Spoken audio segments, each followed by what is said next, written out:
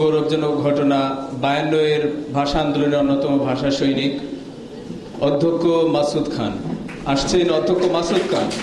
সম্মানিত সভাপতি, উপস্থিত কাব্য রসিক সুধীবৃন্দ, আমি দীর্ঘক্ষণ ধরে আপনাদের মতো অত্যন্ত আন্তরিকতার সাথে যে আলোচনাগুলো হয়েছে আজকের কবি এবং তার কবিতা সম্পর্কে শুনেছি।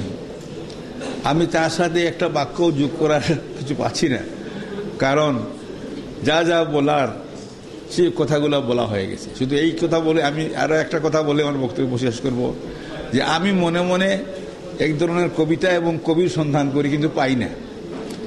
কিছুটা পাইতাম কবি ফররুখ আহমদের মধ্যে, কিন্তু আর একজন ফররুখ যেন আর পাওয়া যাচ্ছে না। কি জানি না, আপনারা যারা কাব্য চর্চা করেন যদি বলতে পারেন।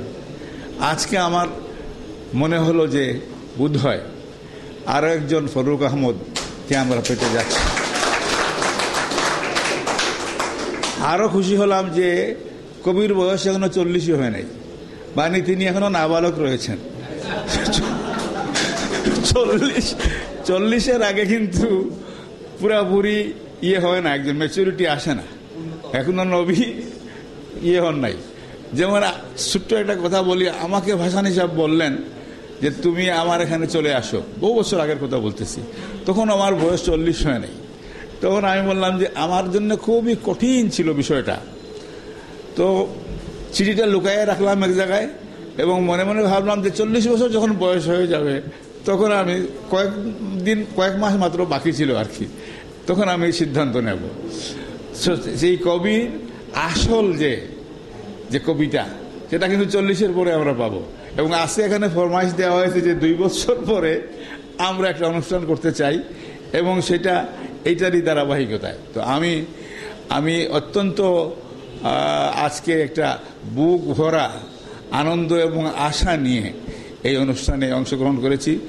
এবং আমাদের যে কি বলবো, যে আমরা যে ধরনের কবি এবং কবিতা চাই, সেই ধরনের একটা সেই পথে একটা সম্ভাবনা, অত্যন্ত উজ্জ্বল সম্ভাবনা দেখে আমি আল্লাহর কাছে দোয়া করি যে আল্লাহ তাআলা তাকে সাহায্য করুন, এবং আমাদের যে অভাববোধ, সেই অভাববোধটার জন্য যে আমার ভিতরে যে কষ্ট আছে এটা দূর করুন। ওয়া আখিরু দাওয়ানা আলহামদুলিল্লাহি রাব্বিল আলামিন। প্রিয় সুধী, এ পর্যায়ে আমরা অনুভূতি শুনব। আজকের অনুষ্ঠানের মধ্যমণি প্রবাসী কবি, যিনি রুহ সম্পর্কিত বেশি কবিতা লিখে থাকেন, রুহের কবি জনাব সরওয়ার ফারুকী।